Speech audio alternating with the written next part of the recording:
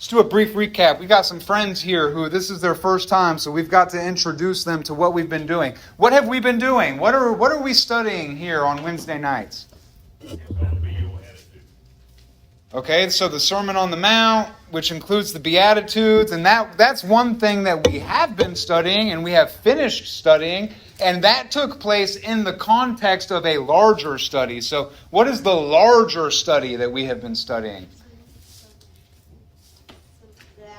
I can't say it now. It's in my head. She's got the first letter. Synoptics. Yes, we've been studying the Synoptic Gospels. And who can tell me, what are the Synoptic Gospels? Well, Matthew, Mark, and Luke would be the Synoptic Gospels. All of the Gospels include John. Why do we call Matthew, Mark, and Luke the Synoptic Gospels? What does that word synoptic mean? It's similar. Yes, they say the same thing. They are similar. And of course, we know that Matthew, Mark, and Luke are, in fact, very similar. John's a little bit of an odd duck off to the side. So John has not necessarily been included in what we're studying all that much. We bring him in every once in a while, but we are focusing primarily on Matthew, Mark, and Luke in the Synoptic Gospels. And so last week, we did like a recap of everything that we have studied so far in the Synoptic Gospels. We're not going to recap it all again, but recently we just got done doing the Sermon on the Mount. So we walked through the Sermon on the Mount for almost a year and a half. It took 17 months. It took 44 lessons. We made it through. We debriefed on that. And now we're picking back up in the story. We're picking back up in the narrative. We're writing ourselves into the narrative, as it were. And we are studying how Jesus continues to move, continues to minister after that large section of teaching that we looked at. So this evening, we're going to pick up in Luke chapter 7, but we will also be in Matthew chapter 8. So you might want to put a finger in Matthew chapter 8 and another finger on Luke chapter 7. Now, we are basing out of Luke. Who can remind me, why are we basing our study out of Luke? Why are we treating Luke as kind of our main rail, if you will, versus, say, Matthew? Why are we not just like following Matthew? Why are we following Luke rather than Matthew through the story? Luke is more chronological. Yes, that's exactly right. Luke, he says in his introduction to his gospel that he was laboring to put together an orderly account of Jesus' life and his ministry. And so we're treating Luke as the most chronological of the Gospels. It kind of walks through versus like one of the Gospels like Matthew. Matthew is structured very different than Luke. Matthew, it talks about Jesus' early life in a group, and then it groups his teachings together, and then it groups his miracles together, and then it groups his parables together. And so Matthew is just organized a little bit different. Mark and Luke are much more chronological. They're just going through the story beginning to end, and we're kind of basing what we do out of Luke. So Luke is like our home base, and that's the one that we keep coming back to.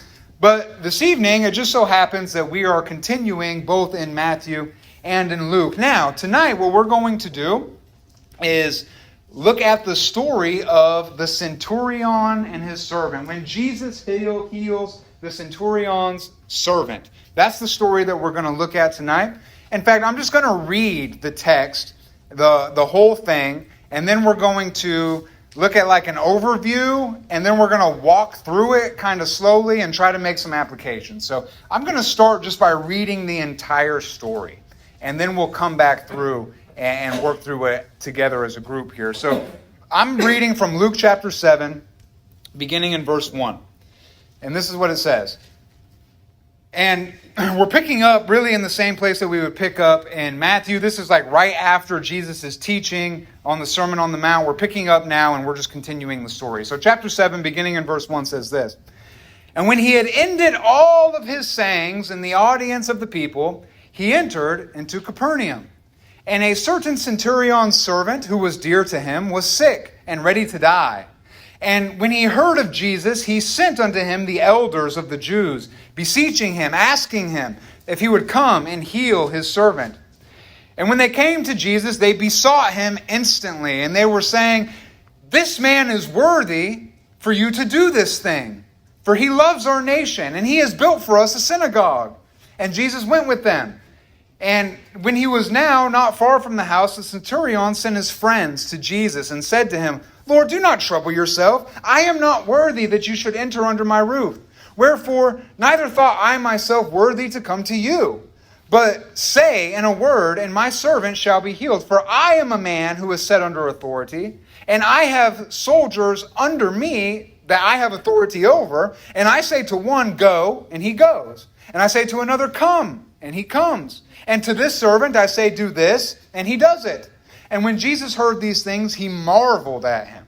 And he turned around, and he said to all the people that were following him, I say to you, I have not found so great a faith, no, not in Israel. And they that were sent, returning to the house, found the servant whole that had been sick. Now the story as it's told in Matthew is pretty much the same. There is a little bit that Matthew adds that Luke leaves out, and we'll look at that when we get to it. But the story is basically the same in both accounts. And as we're looking at this story, I want to identify some of the elements. First of all, what is the setting? Where is this taking place? Where is this happening? Capernaum. And Capernaum is a town. It is a town in Galilee. Remember, Galilee is it's like the northern county in Palestine. It's like the northern county in the land of Israel. You've got Galilee and Samaria and Judea. And Jerusalem is down in Judea, but Jesus lived and ministered mostly in Galilee. And Capernaum is a town, it's a city in Galilee. So that's where this is happening. Who is the cast of characters that we're dealing with here? Okay, there are servants, yes. The centurion sends his servants, and the slave that is sick, yes, very good. And someone over here mentioned the centurion himself. These are a couple of characters. Who else we got? Who are the other characters in this story? Okay, the elders of the Jews, Jesus, very good. I think that pretty much covers it, right? We've got the centurion, Jesus, the elder Jews, and then we've got the friends and the servants of the centurion also. That's the cast of characters. And basically the story goes like this. You've got a sick servant. The centurion has one. He sends some elders and he says, listen, I know you can heal my servant.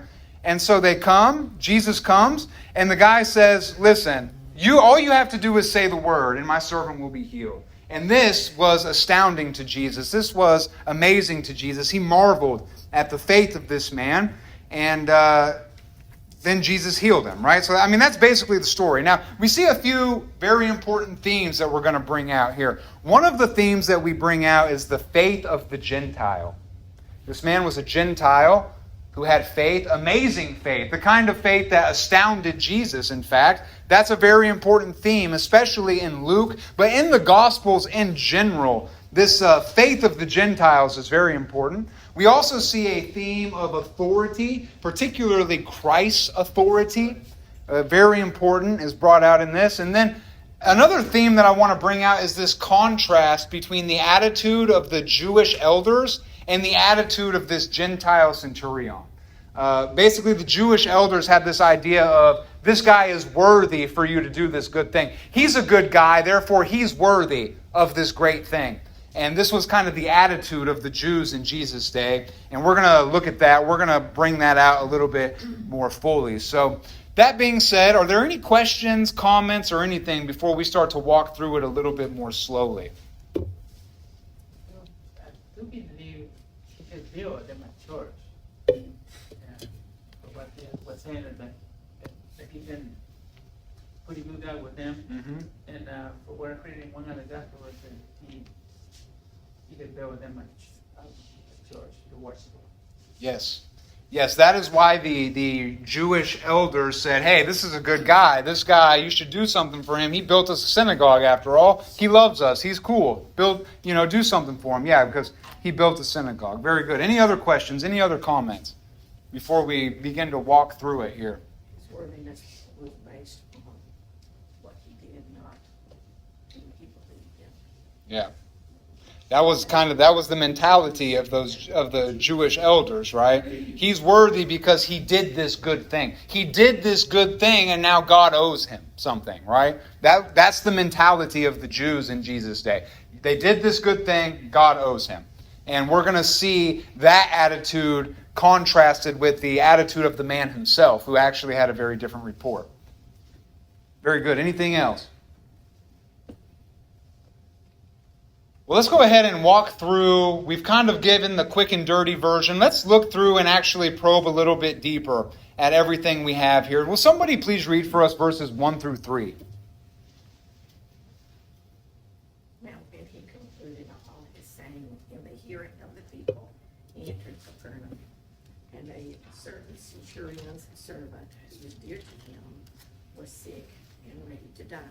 So when he heard about Jesus, he sent elders of the Jews to him, pleading with him to come and heal his servant. Okay.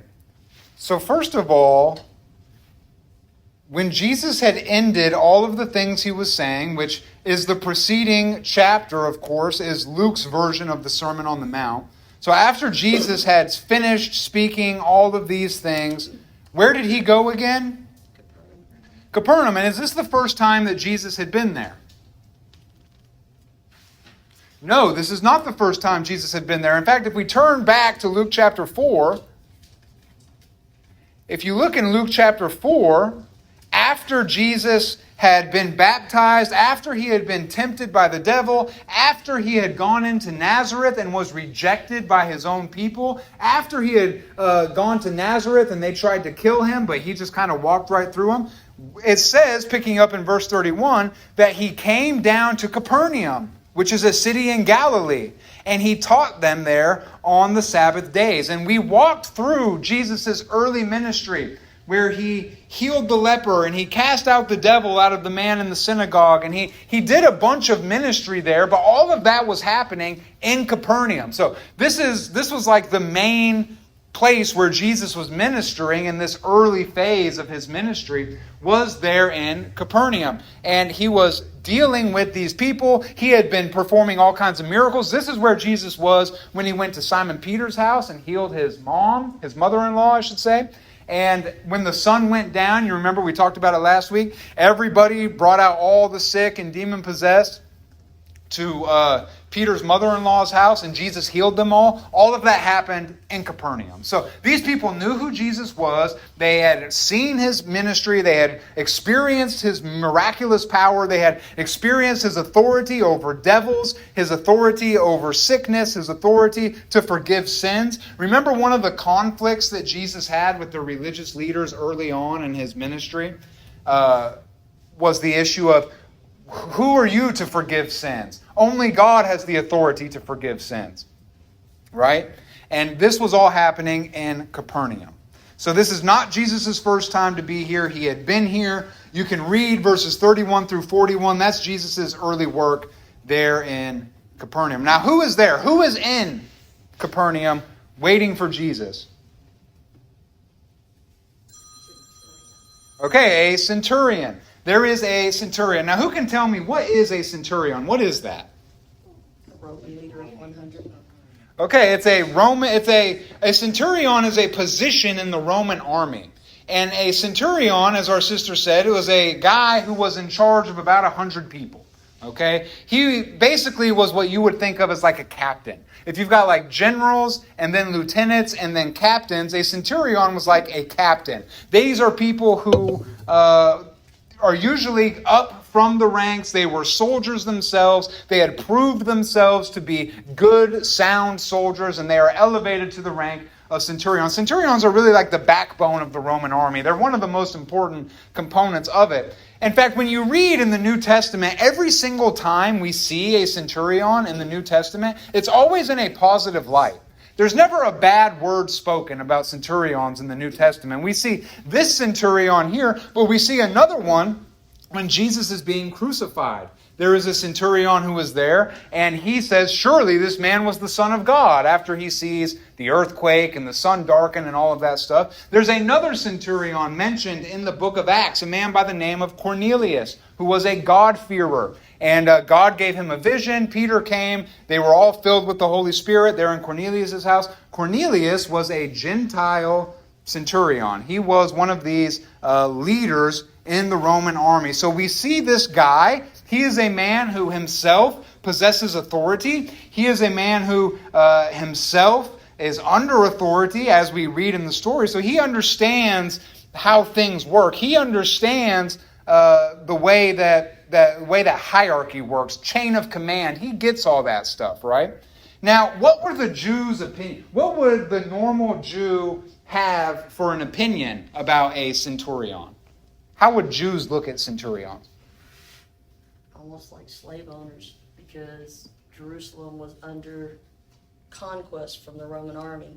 So the centurions were kind of like sort of their prison guards. That says it a little harsh, but they're the people in authority, and you guys are the lowly ones we conquered. Right, exactly. So do you think they had a good relationship? Do you think Jews were particularly fond of these people? No. No, not so much, right? Jews were about as fond as the centurions as prisoners would be of the prison guards, right? Not big fans. And besides that, Jews didn't like Gentiles. Gentiles didn't like Jews to begin with. Let alone this is a Roman Gentile. Let alone he is a centurion oppressing the people of Israel. Yeah, Jews were not big fans of the centurions, but this one was apparently pretty virtuous because even the Jews were like, hey, this is a good guy. You should help him out. He's a pretty good guy. We like this guy. So there's something, once again, about the character of this particular centurion that was very attractive. Now, we see that the centurion was there, but there's a different person. What is the centurion worried about? What is his problem? Okay, he has a sick slave. And we're going to dive into this a little bit. So at the height of the Roman Empire, up to like half of all of the people were slaves. Like at the peak of it, there were millions of people in the Roman Empire. It stretched all the way from basically Spain over to Arabia. And nearly half of every single human in that domain was a slave at the height of the Roman Empire. It's just the way that it was. Slavery was a very big deal in Rome. Many slaves existed in this place. Now there are some who say that this particular slave of this particular centurion might have been his son, actually. It may have been his child. And there's a reason why people say that. One reason why people say that is because as we read in verse 2 here, this servant was very dear to the centurion. So he was fond of him. He had a loving relationship with this slave. But there's another reason. That's not the only reason.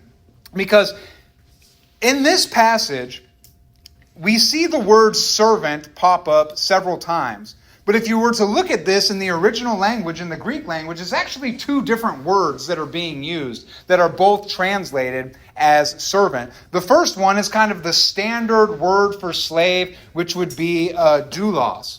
So doulos, that's the standard word for slave, servant. It's always translated such in the New Testament. But there's another word that he uses. And in verse 7, when the man himself is speaking, when the centurion himself is speaking, he says, I didn't think myself worthy, but say in a word, and my servant shall be healed. That's actually a different word. That's the word pais. Now, pais is a word which can be translated as servant. It can be translated as slave. It is often translated as servant or as slave. But it can also be translated and is translated as child or son. So this word, pais, is also the word that is used in Matthew. So when Matthew tells this story, he doesn't use the word doulos. He uses the word pais. And pais, like I said, can mean child. So for those reasons, and besides that, it wasn't uncommon for Roman men to have affairs with their slaves and have kids by their slaves. That was a very common thing. So it's not without reason that people have speculated, maybe this is the child of this military man. Maybe this is the child of this guy. We don't know that. It is speculation, but there's reason that we could say that's the case based on the words that are used and the context and everything else. Now, that is the problem, though. The problem is that this servant, this child, is sick, very sick. And so what does he do? Yes, sir. It says by sending the elders of the Jews Jesus. Very interesting. So she said he asserts his authority by sending the elders of the Jews to Jesus. You put that in an interesting way. I think we all agree he sent the Jews to Jesus. He sent the elders to Jesus. Is this an expression of his authority? Or would you say this is something other than that? What do we think? Is this the centurion flexing his muscle, or is there something else going on here? Maybe a little bit of both?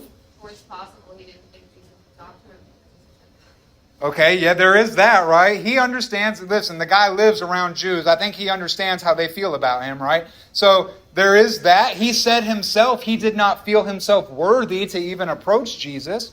So there may be some of that going on.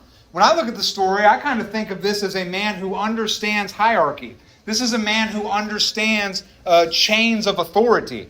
And he understands that as a Roman, he can basically tell people to do whatever he wants, and they're going to do it. And he says, Jesus is a Jew, so I'm going to send the Jewish authorities to go fetch this guy. He might not listen to me. He might not respond to me. I am a Gentile after all. But I'll send people who he would consider an authority. I'm going to send the Jews to him, the leaders of the community. That's what it means when it says the elders.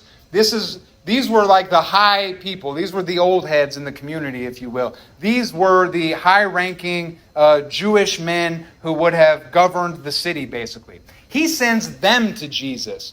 And I would disagree, Sister Bobby. I would disagree that this is an instance of him flexing his authority. I actually think this is a move of humility.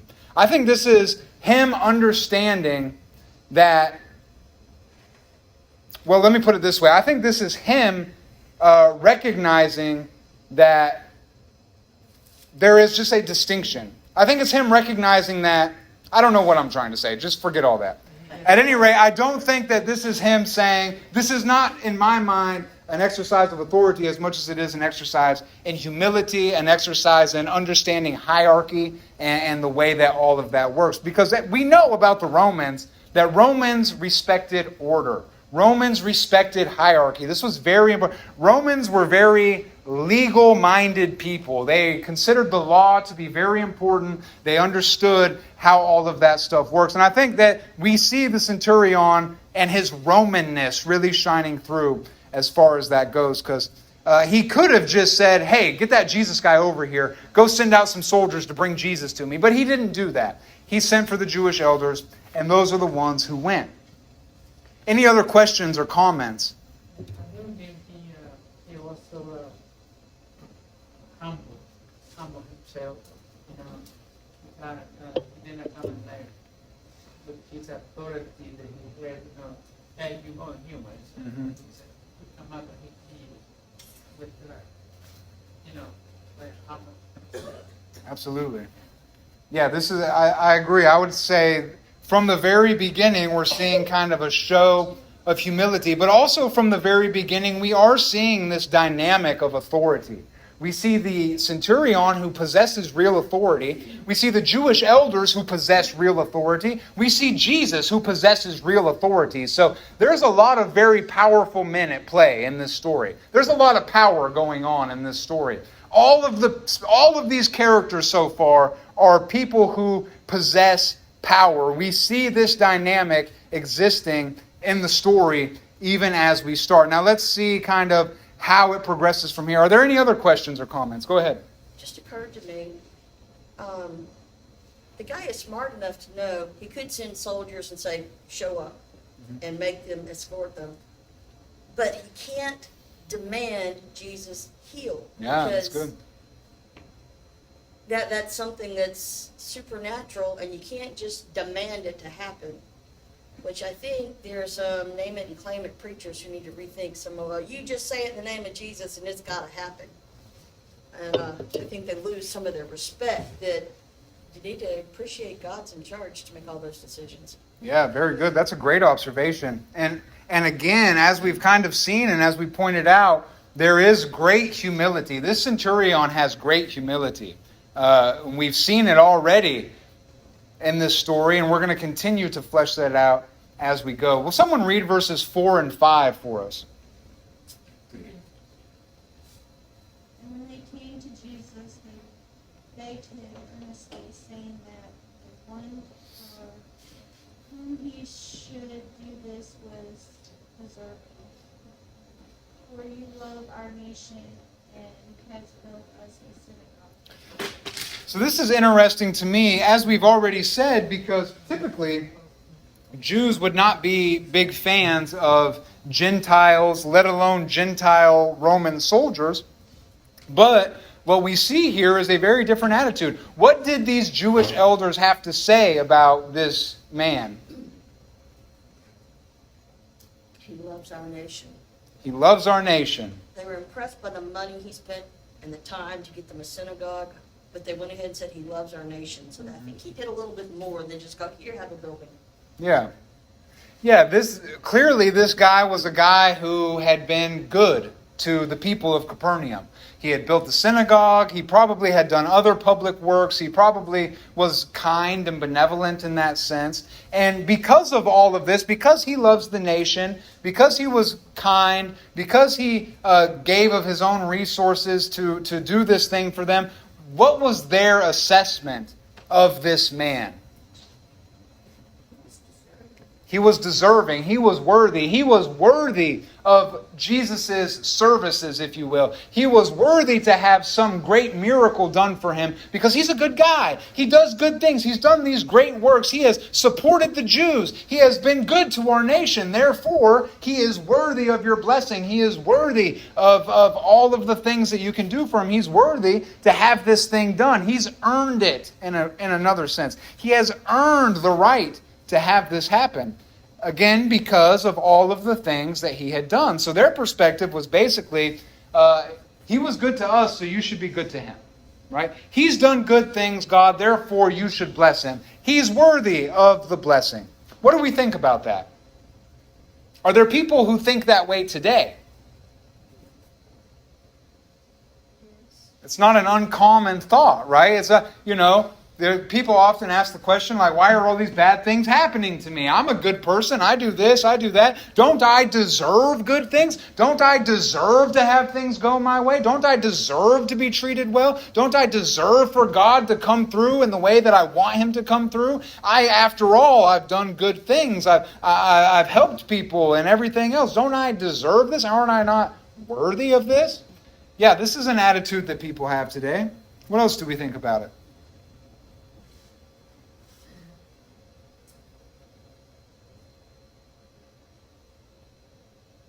Well, not much. There's not much to say about it, right? I mean, it is what it is. We see their attitude. We see their mindset as they're looking at it. So let's continue. Will someone read verses 6, 7, and 8? Now Jesus started on his way with them. And when he was already not far from the house, the centurion sent friends, saying to him, Lord, do not trouble yourself further, for I am not fit for you to come under my roof. For this reason, I did not even consider myself worthy to come to you, but just say the word, and my servant will be healed. For indeed, I am a man under authority, with soldiers under me, and I say to this one, go, and he goes, and to another, come, and he comes, and to my slave, do this, and he does it. Okay, so we've just seen the Jewish elders and their perspective. We've just seen the Jewish elders and what they think about this man, this centurion, this Roman soldier. And now we're going to get a picture of what the man himself thinks about himself. And he tells a very different story. What is the attitude of the centurion himself? Unworthiness. He's not worthy. He says, I am not worthy. What does he say? He feels so unworthy that he did not even come to Jesus himself, but he sent friends to him.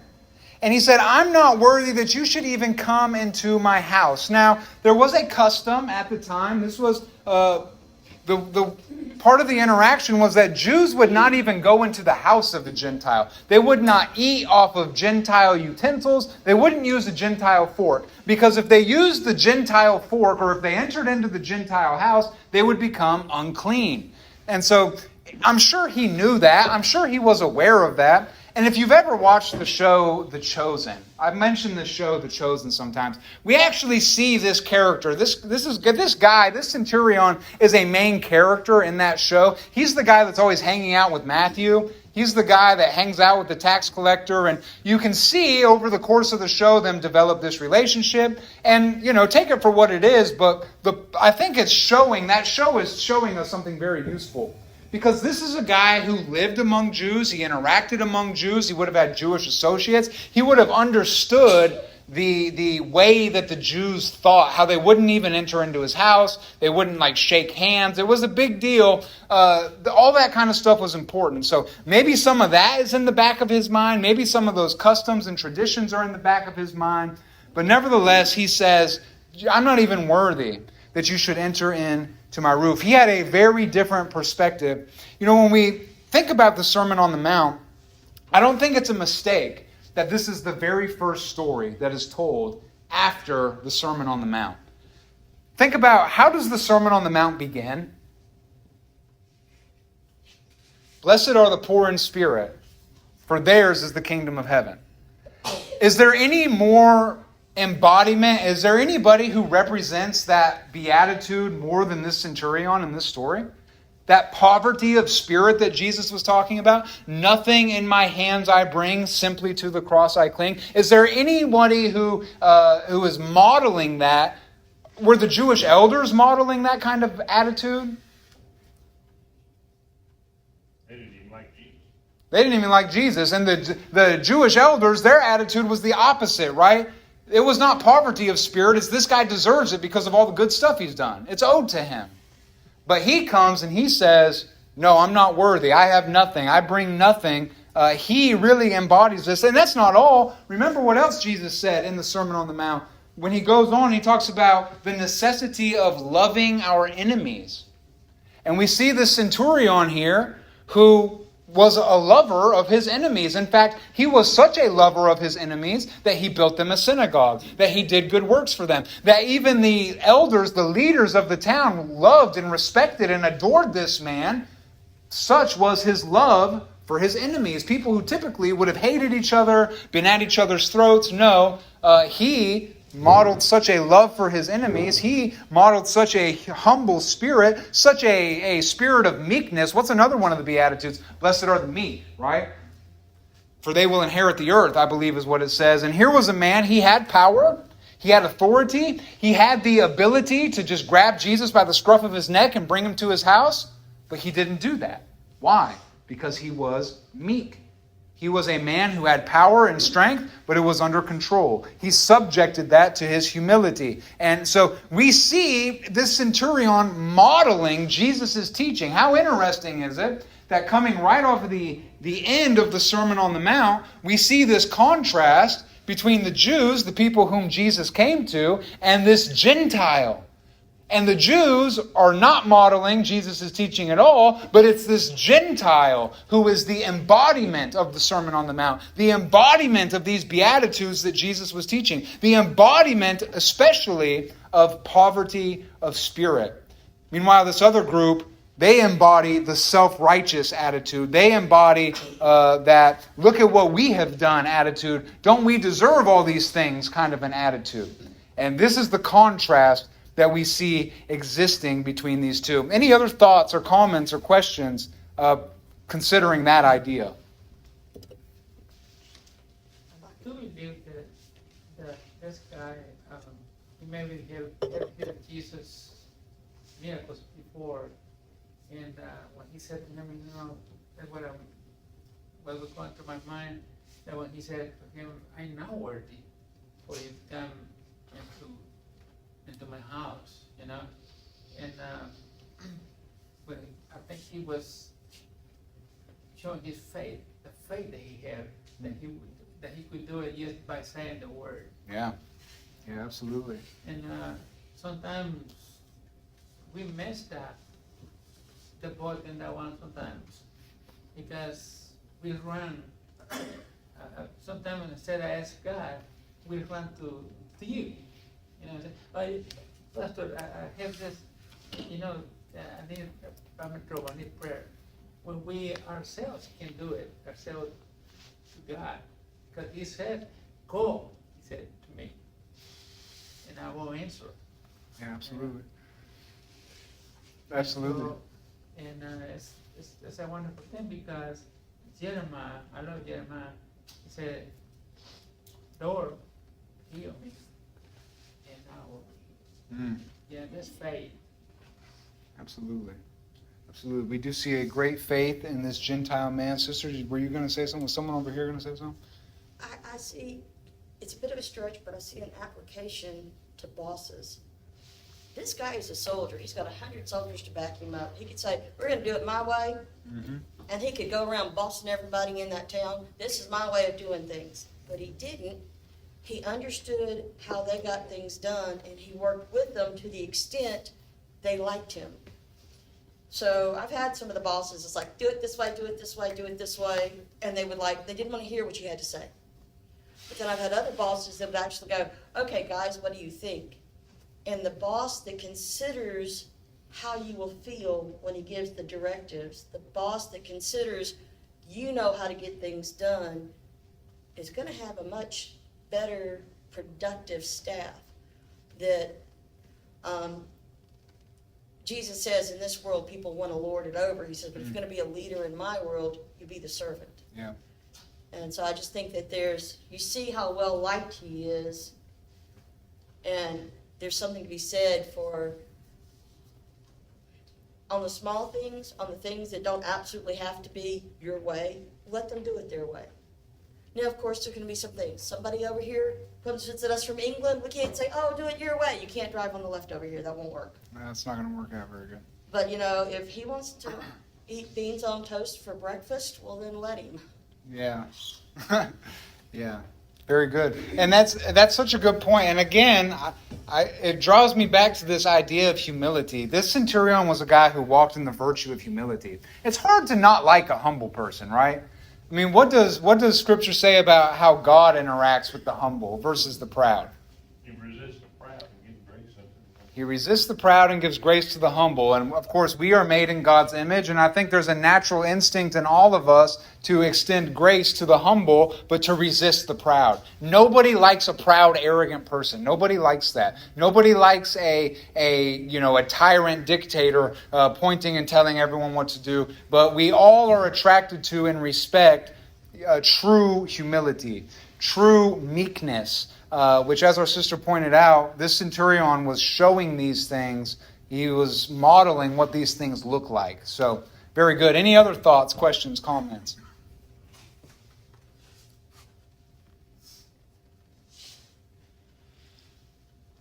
Okay, so Jesus goes with the leaders. He's close to the house. The centurion sends friends out to him, and they send the message, Lord, don't bother yourself. Don't give yourself any kind of anxiety. Don't annoy yourself. I'm not even worthy that you should come into my house. And then he goes on this whole talk about authority. Listen to what he says again. He says, I didn't even think myself worthy to come to you, poverty of spirit. He says, but just say the word and my servant will be healed.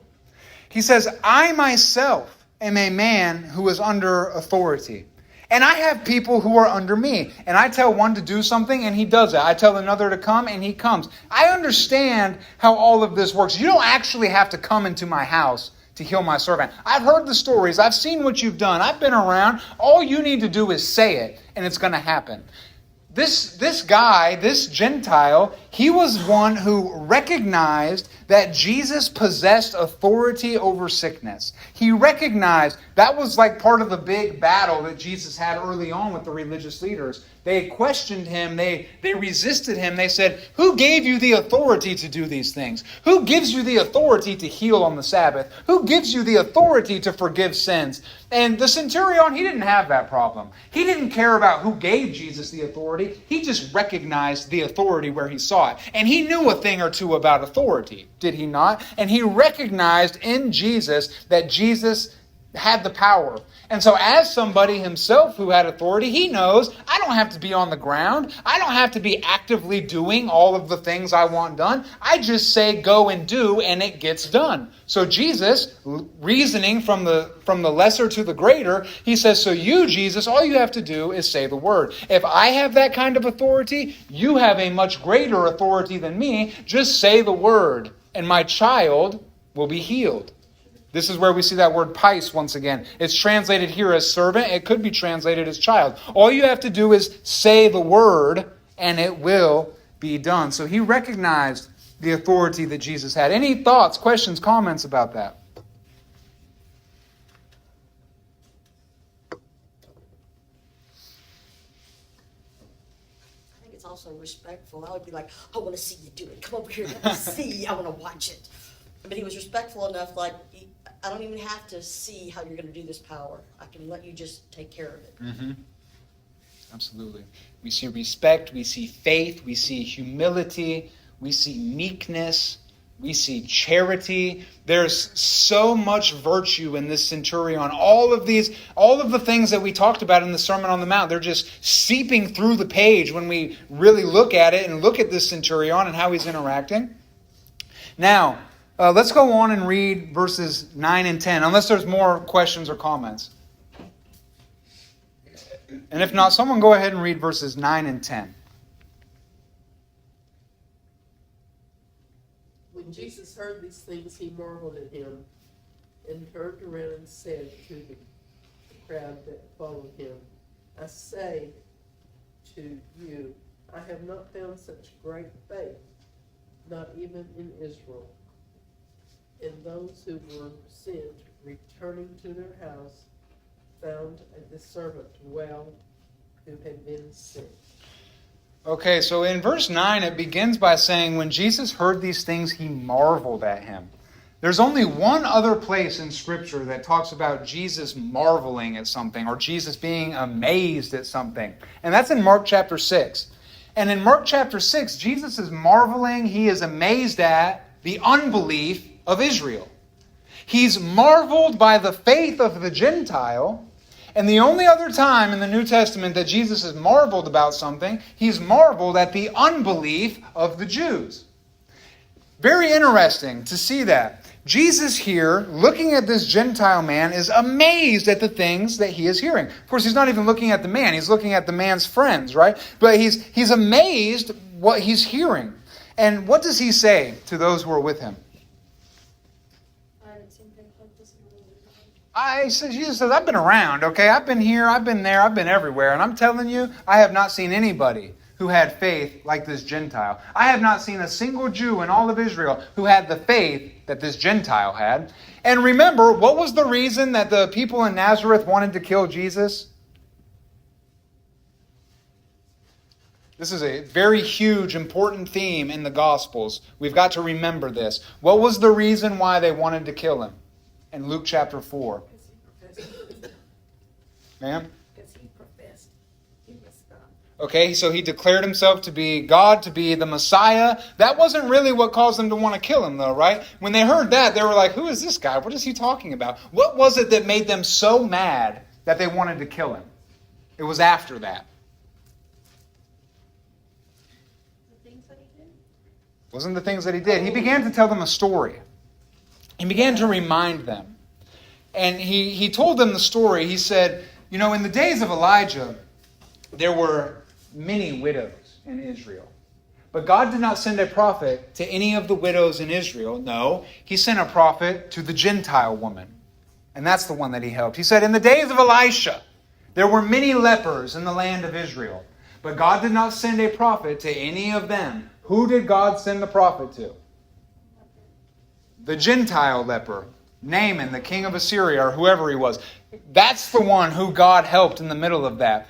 And what Jesus is explaining to them here is that God is about to do a new thing. God is going to bring the Gentiles in. There is a rejection that is happening, a rejection of Israel, because Israel is rejecting their Messiah. And he is going to bring in the Gentiles afterward. So that's what made the people in Nazareth so upset. That's what made them so mad that they wanted to kill Jesus. It was because Jesus said, listen, you're going to be rejected because of your unbelief, and God's going to bring in the believing Gentiles.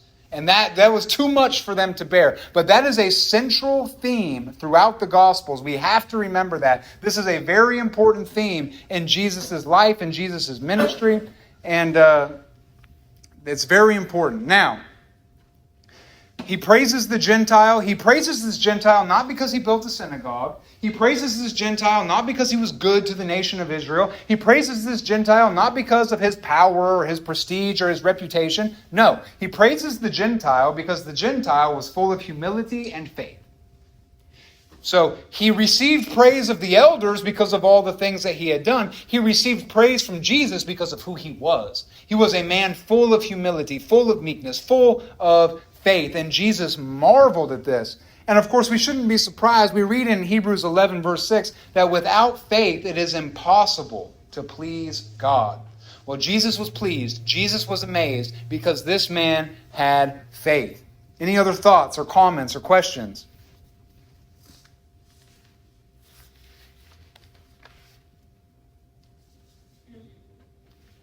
I want to drill in a little bit deeper on this Jew-Gentile thing. Let's turn to Matthew chapter 8. Now we're going to go to Matthew, because in Matthew's story, when Matthew is telling this story, it's basically the exact same as Luke says it, but there are included in Matthew something that Jesus said that is not included in Luke, and I think we should look at this. Because if it was implicit in Luke, Matthew makes this idea explicit. He just flat out says it. We have to kind of read between the lines to pick this up in Luke, but in Matthew, he just says what he's thinking here.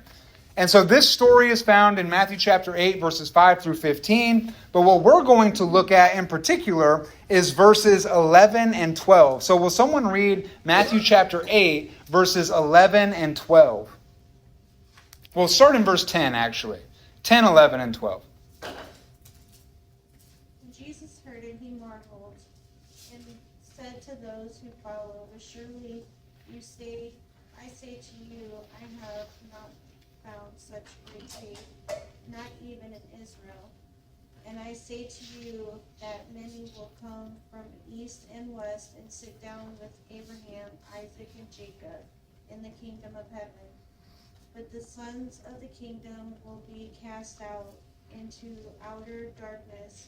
There will be weeping and gnashing of teeth." Okay, so he says flat out, there is going to be many who come from the east and the west, and they're going to sit down with Abraham and Isaac and Jacob. What is he talking about? What does that mean? What is the east and the west? The whole world. It's the nations of the world. He says there's going to be people from all over. There's going to be people from Asia. There's going to be people from Europe. There's going to be people from Africa, from the east and the west. Of course, he wouldn't have thought about it in those terms, but there's going to be people from all of the nations that are going to be gathered together, and they're going to sit with Abraham, Isaac, and Jacob. Why would he say that? Why Abraham, Isaac, and Jacob? Jewish men great faith. Because the Jews revered. These were the patriarchs of the Jewish faith. Abraham is the father of the Jewish faith. Isaac and Jacob, the line of the promise. These were the patriarchal Jews. This is who they were. And what Jesus is saying is that these Gentiles, these peoples from the east and the west, they're going to have fellowship with Abraham. They're going to have fellowship with Isaac. They're going to have fellowship with Jacob. But, he says in verse 12, the children of the kingdom, who are the children of the kingdom? Israel. They are the inheritors of the kingdom, right? In their mind, they are waiting for the Messiah to come to reestablish the Davidic kingdom. They're going to rule and reign. They're going to kick out Rome, and they're going to dominate there and their things. They're looking for that. And Jesus says, you, the children of the kingdom, what's going to happen to them? They will be cast out into outer darkness, where there is weeping and gnashing of teeth. This is judgment language, of course. We saw this in the Sermon on the Mount in chapter 7, that being put away into outer darkness. But basically what he is saying is he is very explicitly saying, I'm marveling at this Gentiles' faith. And let me tell all of you who are listening that from the east and the west, many, many Gentiles are going to come and experience fellowship with Abraham, Isaac, and Jacob. They're going to experience the covenant blessings that God has promised to Abraham. But you, the children of the kingdom, as it were, you are going to be cast out. You are going to be rejected. There is a rejection of unbelieving Israel, while there is an acceptance of the believing Gentiles. Now, this inclusion of the Gentiles into God's covenant, this inclusion of the Gentiles into what God is going to do in humanity, this is a central aspect of what God is doing in the earth. And we don't have time to look at it tonight, but if you go look at Ephesians chapter 2, especially the second half of Ephesians chapter 2, you will see, and much of the Apostle Paul and his ministry is consumed in this idea, this emphasis on taking the two and making one body. Jew and Gentile. Paul, his whole thing is that wall of separation, that distinction between Jew and Gentile is done away with in Christ. Christ destroyed that distinction. Because of what Christ has done, God is bringing in the Gentiles into the covenant. He's making one man out of what was formerly two. And we can also see in Romans chapter 11, particularly verses 11 through 22, we also see the Apostle Paul once again explaining this whole phenomena of the unbelieving Israel being cut off and rejected, Gentiles being grafted into the tree. But he also says there in Romans chapter 11 that this is not a permanent thing. That Israel was unbelieving and rejected in the time of Christ, specifically so that Gentiles could be grafted in.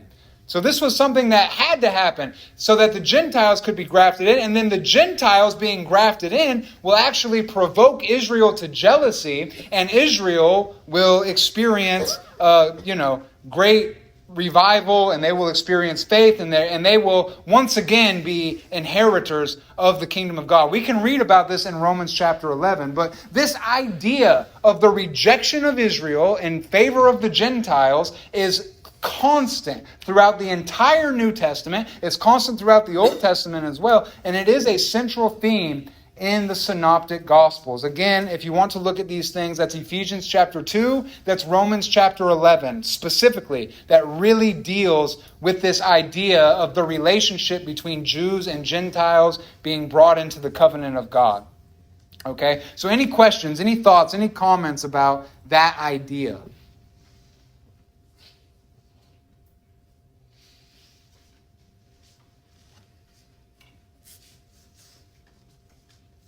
I think one of the things that we see in all of this, and in this story in particular, is the idea that those who think that they're worthy will be rejected.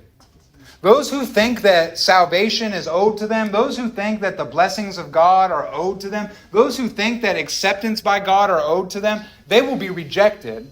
But the ones who consider themselves to be unworthy, those who are impoverished of spirit, those are the ones who will be accepted by God. This is what we see in all of what we've been talking about, but we see it really specifically in this story with this Gentile, contrasting with those Jewish elders, right? He did not consider himself worthy, but his faith marveled Jesus. The Jews considered themselves worthy. They were rejected because of their unbelief. So, any thoughts or questions or comments about this story before we wrap up here? Glad we don't get left with dessert. I know that's right. Yes, I know that's right. I do want to wrap up with just a little bit of application. So we walked through the story. We saw kind of the big picture. In our last couple of minutes here, the application is really simple. Jesus was not impressed by the centurion's power. He was not impressed by the centurion's synagogue. He was not impressed by the centurion and his authority or any of the things that he had done, his reputation, none of that. Jesus didn't care about any of that. Jesus was impressed by the centurion's faith. He was impressed by the centurion's humility. In a word, he was impressed with the centurion's virtue. So what do we need to do? We want to cultivate these same habits of humility. We ourselves want to be like this Gentile centurion full of the poverty of the Spirit, full of meekness, full of just humility and faith, because that's what actually impresses Jesus. That's what makes Jesus marvel. It's not your net worth. It's not your position. It's not your titles. It's not any of that stuff. The thing that impresses Jesus most is our faith, our humility, our virtue, in a word. That's what we're looking for. And so we want to cultivate those things in our life. We cultivate them by doing them. We talked about this when we went through the Beatitudes. We talk about this all the time. This is a very central theme in our teaching ministry here at the church. But that's what we want to do. We want to, in our lives, be busy making ourselves more humble. We want to be more humble. We want to be more meek. We want to have faith. And those are the things that we should be seeking. We should be pursuing that heavenly treasure of virtue, of meekness, of faith, of humility, and not pursuing those earthly treasures of money and status and prestige and reputation. Those things will perish. Those things will wax old like a garment. But those heavenly treasures that we should set our mind on, those things will endure forever. We want to take our mind off of the earth and fix it on heaven and cultivate those habits in our lives. So, that's all I have to say. Any further questions, any comments, any final ideas?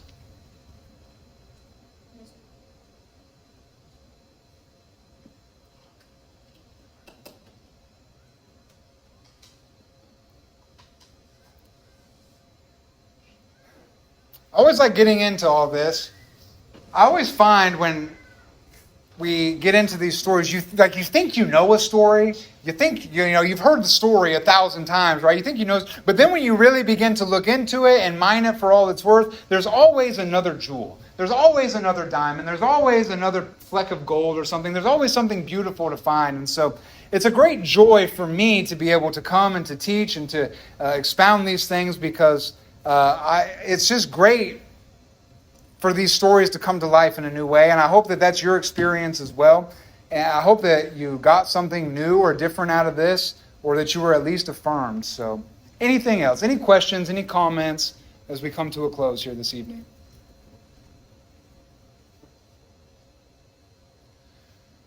Well, great. Let us be like this centurion. Let us be like this man who was full of humility, full of faith, trusting in, knowing that Jesus possesses authority to do whatever he wants. He can forgive sins, he can heal, he can cast out devils, he can do whatever he wants to do. He has that authority. Let us remember that. Let us embrace that. And above all, let us cultivate these habits of virtue in our lives.